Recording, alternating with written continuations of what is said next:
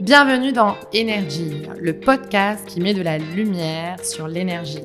Je suis Sérène, entrepreneuse en Corse, passionnée d'énergie et de stratégie. Aujourd'hui, j'aimerais vous parler d'une erreur que je rencontre presque tous les jours. Beaucoup de personnes pensent que le jour où leurs panneaux sont installés, le travail est terminé. En réalité, c'est ce jour-là que tout commence. Parce qu'une centrale photovoltaïque n'est pas seulement un équipement que l'on pose sur un toit et que l'on oublie, c'est un actif. Et comme n'importe quel actif, quand on apprend à le piloter, c'est là où commencent les choses qui nous intéressent. Aujourd'hui, je voudrais partager avec vous 3 idées très simples. 3 idées qui peuvent améliorer la rentabilité de votre installation. Et comme toujours dans l'énergie, je m'adresserai aussi bien aux particuliers qu'aux professionnels. Parce que le principe est exactement le même, seules les applications changent. La première idée reçue, une installation très productive peut être moins rentable qu'une installation plus petite.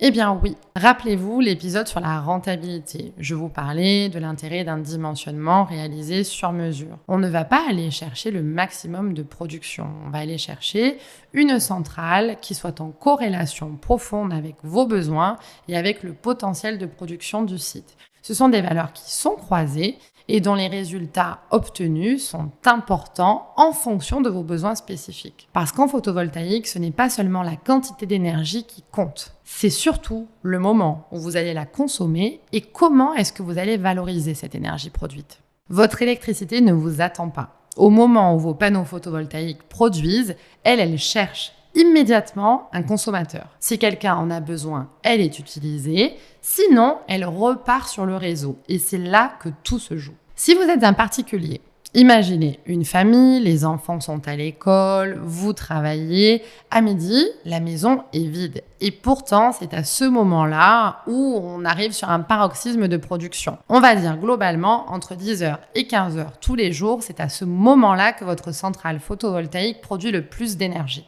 Le soir, tout le monde rentre. On lance le lave-vaisselle, on prépare le repas.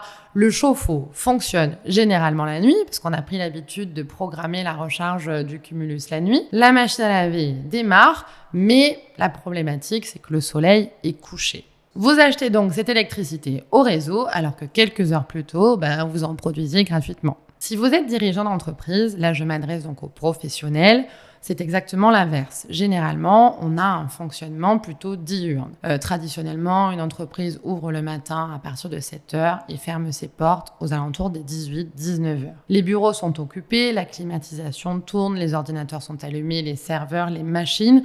Autrement dit, vous consommez naturellement en journée pendant les heures de production de la centrale. Et c'est d'ailleurs une des raisons pour lesquelles les entreprises ont un meilleur taux d'autoconsommation que les particuliers qui, eux, sont en entreprise justement pour travailler et ne sont donc pas à la maison en journée.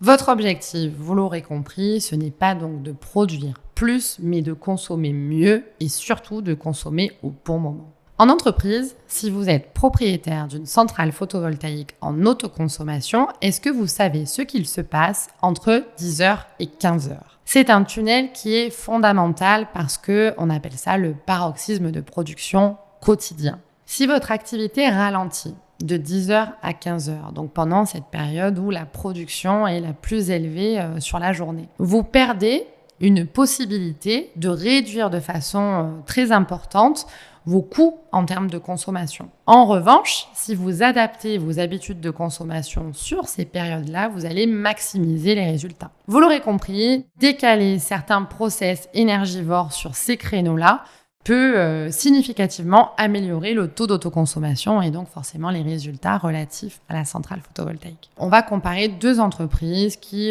se sont équipées d'une centrale photovoltaïque sur mesure que nous avons dimensionnée par rapport à leur activité. L'une a en plus adapté ses habitudes de consommation et a décalé certains process de manière à optimiser le taux d'autoconsommation. L'autre ne l'a pas fait. Et quand on regarde à la fin de l'année ce que ça donne, on se rend compte qu'il y a une différence qui est significative sur la facture. il est important de comprendre comment fonctionne l'autoconsommation en instantané. Pourquoi vos panneaux, votre centrale photovoltaïque ne vous sert à rien la nuit? Le soleil dégage de la lumière. Cette lumière, autrement dit ces photons, sont transformés en électricité, en électrons. Cette électricité, elle est générée donc en instantané à l'endroit où elle est produite, que ce soit pour une maison ou pour une entreprise. Cette énergie produite doit être consommée. Si elle n'est pas consommée en instantané, cette énergie est revendue au réseau. C'est pour ça que l'on parle d'optimisation des habitudes de consommation, de façon à pouvoir maximiser le taux d'autoconsommation photovoltaïque. La nuit, vous rebasculez automatiquement sur le réseau.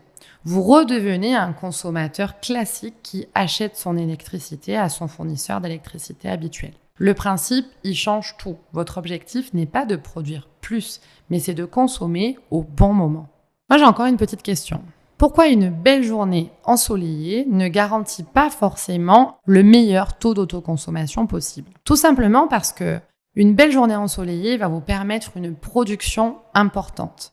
Pour autant, si vous n'êtes pas chez vous ou si votre entreprise est fermée, si on est un samedi ou un dimanche et que les portes de l'entreprise sont fermées, cette énergie-là, elle ne va pas servir à votre autoconsommation. Elle va être automatiquement revendue au réseau, ce qui générera des recettes liées à la revente dite en surplus, mais ce qui n'aura pas pu participer à votre autoconsommation. Vous l'aurez compris, sur un modèle en autoconsommation avec revente de surplus, si l'énergie produite n'est pas autoconsommée, elle est systématiquement revendue au réseau. Elle est revendue au réseau pour un tarif inférieur au tarif de consommation, d'où l'intérêt d'adapter vos habitudes de consommation pour maximiser l'autoconsommation. On va passer à la deuxième idée. Les habitudes qui font toute la différence. Je vais vous raconter quelque chose que j'explique systématiquement à nos clients. Le photovoltaïque ne change pas simplement votre facture. Il doit changer aussi votre façon de consommer. Et parfois, quelques habitudes simples suffisent à faire une vraie différence. Chez vous, par exemple, donc encore une fois à la maison, programmez un chauffe-eau. Lancez le lave-vaisselle après le déjeuner. Décalez le lave-linge de quelques heures.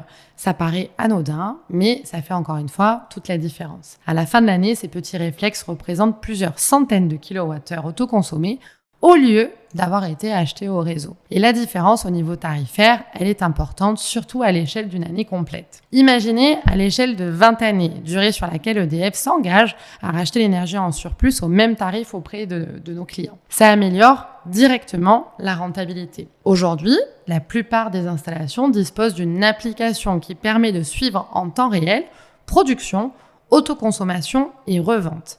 Cette application, en plus de représenter un outil de reporting qui vous permet de suivre les résultats, elle vous permet aussi de piloter justement ces petites habitudes qui font toute la différence encore une fois. Je conseille souvent à nos clients de regarder pendant quelques jours cette application justement, non pas pour devenir un expert, mais simplement pour comprendre à quel moment leur maison produit le plus et de mettre ça en parallèle de leurs habitudes de consommation et des postes de dépenses les plus énergivores de la maison. On se rend compte très vite qu'on peut adapter quelques habitudes sans bouleverser son quotidien. Alors nous, solaristes, on va pouvoir apporter du conseil, etc.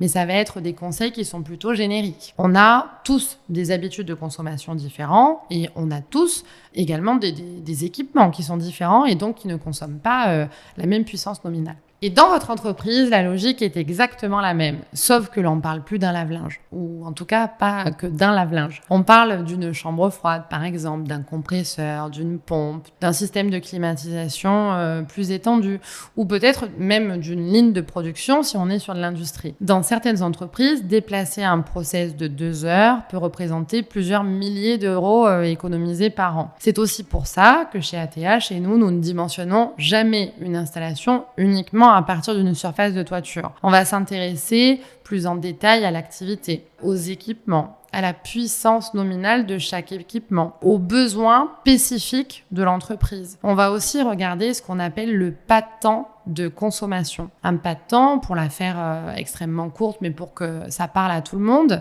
c'est un fichier qui nous permet de connaître les consommations de l'entreprise ou du consommateur en général toutes les heures, tout au long de l'année.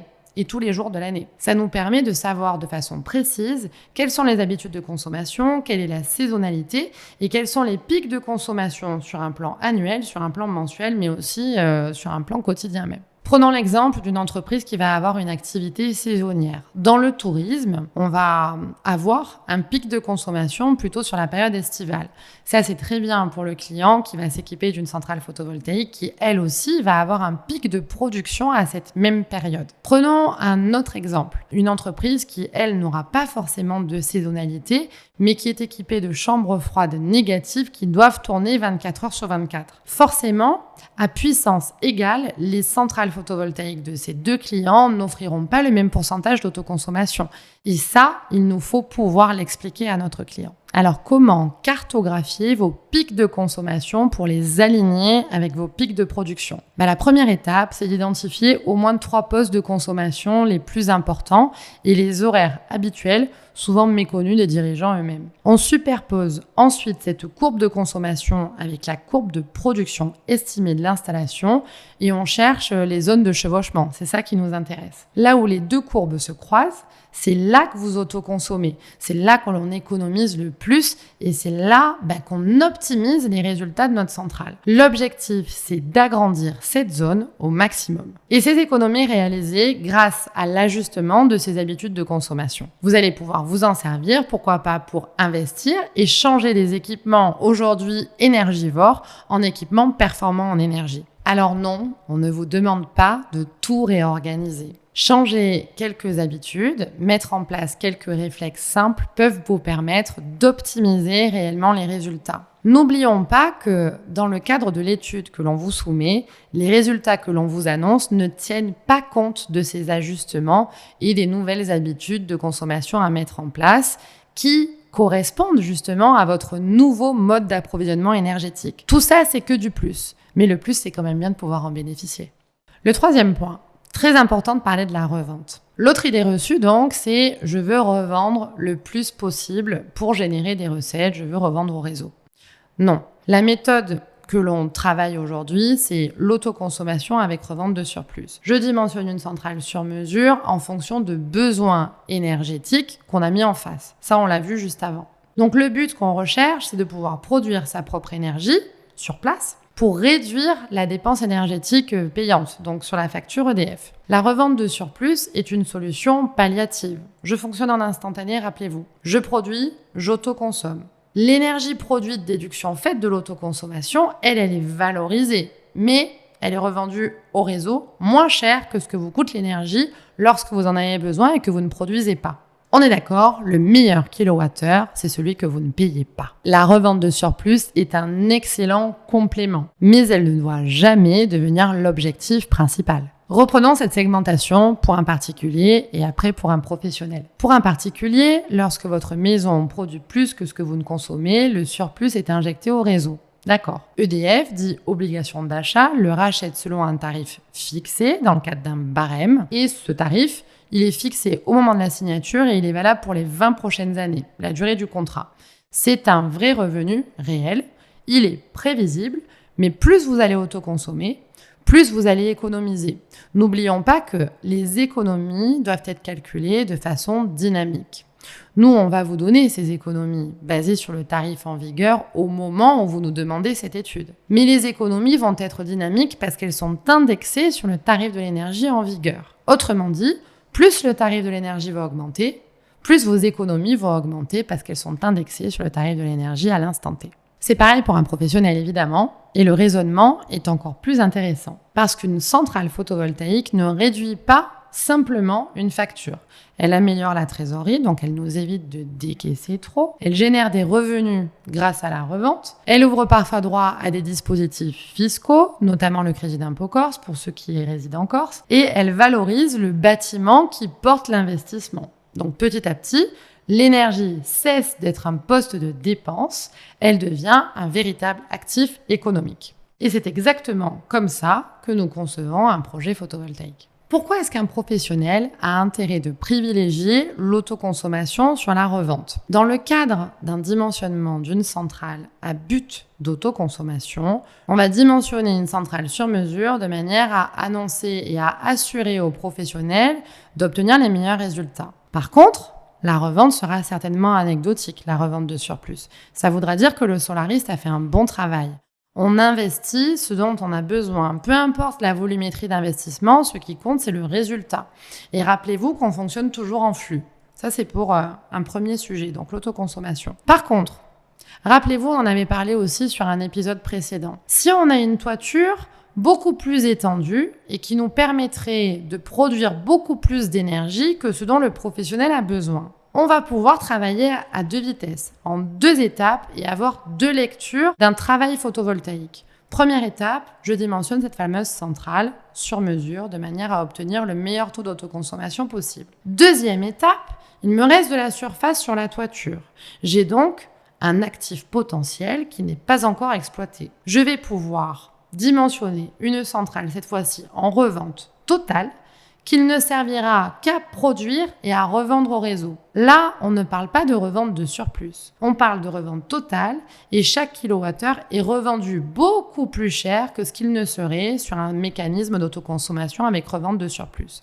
On l'aura compris, le meilleur projet est un projet bien dimensionné et donc bien réfléchi, avec une logique derrière qui nous permet d'assurer d'obtenir les meilleurs résultats. Même si nous avons 2 centrales, une en autoconsommation, une en revente totale sur la même toiture. Mais qu'en est-il de cette histoire de flux ? On a un investissement. Cet investissement, on va peut-être le faire financer, donc on va avoir un crédit. Est-ce que les résultats relatifs à cette centrale-là, à ce projet, peuvent financer les mensualités? Bien évidemment que oui, et c'est le cas de la grande majorité de nos clients professionnels, et même de nos clients particuliers. Alors, si vous ne deviez retenir qu'une seule chose dans cet épisode, ce serait celle-ci. Une installation photovoltaïque ne devient pas performante uniquement parce qu'elle produit beaucoup d'énergie. Elle devient performante parce qu'elle est utilisée intelligemment et parce qu'elle est bien dimensionnée, parce qu'elle répond aux besoins spécifiques du foyer sur laquelle elle est installée ou de l'entreprise sur laquelle elle est installée. Comme dans votre entreprise, le meilleur investissement n'est pas toujours celui qui produit le plus. C'est celui que l'on comprend, c'est celui que l'on pilote, c'est celui que l'on ajuste. Alors, je vous laisse avec une petite mission qui est très simple. Ouvrez l'application de suivi de votre installation si vous en avez une, ou regardez simplement à quel moment vous consommez le plus. Dans votre journée, dans le mois, dans l'année.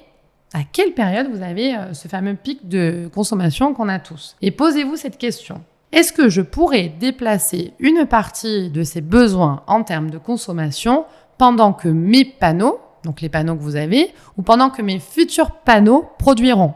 C'est peut-être le changement le plus simple et le plus rentable que vous puissiez faire. Alors, merci d'avoir écouté cet épisode d'Énergie. S'il vous a permis d'en savoir plus, n'hésitez pas à le partager autour de vous. Et souvenez-vous, l'énergie n'est plus une charge, c'est désormais un actif. La ressource de cet épisode est disponible en description. Elle reprend bien sûr tous les points clés, les chiffres et les questions à vous poser pour mieux comprendre votre consommation et voir votre énergie différemment. Cet épisode est produit par ATEA, votre fournisseur d'énergie photovoltaïque en Corse. C'était Sérène, moi je vous donne rendez-vous pour un prochain épisode. D'ici là, prenez soin de vous. Salut!